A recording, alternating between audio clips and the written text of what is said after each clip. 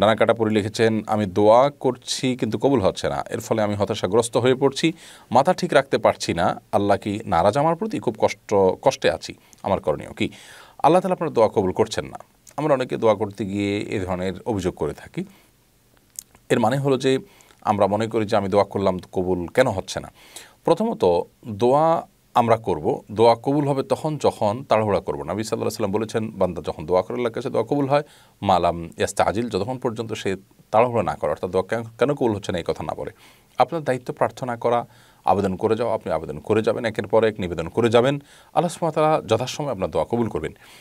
যদি কখনও আপনার দোয়া কাঙ্ক্ষিত দোয়া কবুল না হয়, তাহলে সেক্ষেত্রে আপনাকে মনে করতে হবে যে হয়তোবা এই দোয়া কবুল না হওয়াতে কোনো কল্যাণ আছে, অথবা এই দোয়াটা নির্দিষ্ট সময়ে আল্লাহ তাআলা কবুল করবেন, সেজন্য অপেক্ষা করতে হবে, কিংবা এই দোয়ার কাঙ্ক্ষিত যে দোয়া আপনি করেছেন তার কোনো দুনিয়াতে বিনিময় না দিয়ে আল্লাহ তাআলা আখিরাতের বিনিময় দিবেন। অনেক মানুষ কিয়ামতের ময়দানে অনেক সওয়াব এবং বিনিময় দেখে বলবে, আল্লাহ এগুলো কিসের বিনিময় আসলো? তখন আল্লাহ তাআলা বলবেন, দুনিয়াতে দোয়া করেছো তুমি, সেটা দুনিয়াতে তার বিনিময়ে কিছু দেওয়া হয়নি, আখিরাতে তোমার জন্য জমা রাখা হয়েছে। তখন অনেক মানুষ আক্ষেপ করে বলবে যে দুনিয়াতে আমার সমস্ত দোয়াগুলো কবুল না হয়ে যদি আখিরাতে এরকম পেতাম, স্থায়ী আমি ভোগের সন্ধান পেতাম, স্থায়ী নেয়ামত পেতাম। তো এই জন্য দোয়া করার ক্ষেত্রে তাড়াহুড়া করা আসলে উচিত নয়, বরং অপেক্ষা করতে হবে। এটা আমাদের স্বভাবগত ত্রুটি যে খুলিকাল ইনসানু মিন আজাল, মানুষ তাড়াহুড়া থেকে সৃষ্টি করা হয়েছে, মানুষ তাড়াহুড়া প্রবণ। বিধায় আপনি হতাশাগ্রস্ত হবেন না, দোয়া করতে থাকবেন এবং ইয়াকিন রাখবেন, বিশ্বাস রাখবেন আপনার জন্য যা কল্যাণকর আল্লাহ রাব্বুল আলামিন সেই ফয়সালা আপনার জন্য করবেন। আমি যা চাইছি সেটাতেই যে আমার কল্যাণ আছে তা তো নয়। সন্তান যখন ছোট থাকে, বুঝে না, শিশু, তখন সে আগুন ধরতে চায়। 1 বছর 1.5 বছর বয়স যখন হয় তখন আগুন ধরতে চায়, মা বাবা তাকে আগুন ধরতে দেয় না, সে মন খারাপ করে, কান্নাকাটি করে, মনে করে আমার চাওয়াটা কেন মা বাবা পূরণ করছেন, অথচ চাওয়া না পূরণ করার মধ্যে তার জন্য কল্যাণ আছে, সে তো বুঝে না। এই জন্য আল্লাহ তাআলার প্রতি আস্থার কোনো ঘাটতি যেন আমাদের না হয়। কোনো বাড়িওয়ালা লোন নিয়ে বাড়ি করলে সে বাসায় কি ভাড়া থাকা যাবে? আরসালান হোসেন আপনি প্রশ্ন করেছেন, বাড়িওয়ালা যদি লোন নিয়ে বাড়ি করেন, সুদি লোন, তারপর আপনি সে বাড়িতে ভাড়া থাকতে পারেন, কারণ আপনি আপনার এই ভাড়া থাকাটা তার সুদি কারবারের কোনো প্রত্যক্ষ সহযোগিতা হলো বা এটার কারণে সে সুদের কারবারটা করতে পেরেছে, ব্যাপারটা এরকম নয়। বিধায় আপনি ভাড়া দিয়ে সেখানে থাকতে পারেন।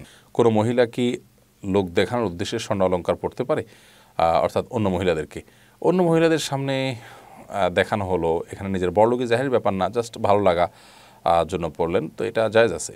কিন্তু যদি তিনি সম্পদশালী এটা বুঝিয়ে অন্যদের উপর নিজের প্রাধান্য বিস্তার করতে চান, তাহলে সেক্ষেত্রে সেটা অহংকার, সেটা অবশ্যই নিন্দনীয় এবং নিষিদ্ধ হবে। মোহাম্মদ বাইজিদ লিখেছেন, কমিউনিটি সেন্টারে যদি বিবাহ শাদীর অনুষ্ঠানে গান বাজনা করা হয়, বেপরদা চলাফেরা করে, তাহলে কি কমিউনিটি সেন্টারের মালিকের পাপ হবে?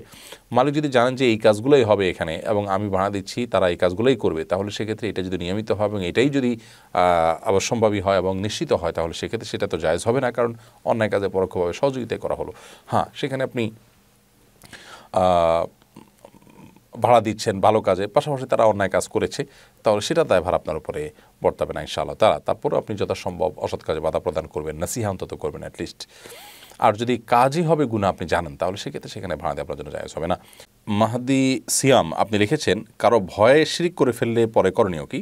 তওবা করবেন, কারণ শিরকও এমন অপরাধ যে অপরাধের ক্ষমা হতে পারে তওবার মাধ্যমে, ইস্তিগফারের মাধ্যমে। বিধায় আল্লাহ তাআলার কাছে তওবা করবেন। আল্লাহ তাআলার কাছে যদি আপনি তওবা করেন, ইনশাআল্লাহ আল্লাহ রাব্বুল আলামিন আপনার শিরকের অপরাধও মাফ করবেন।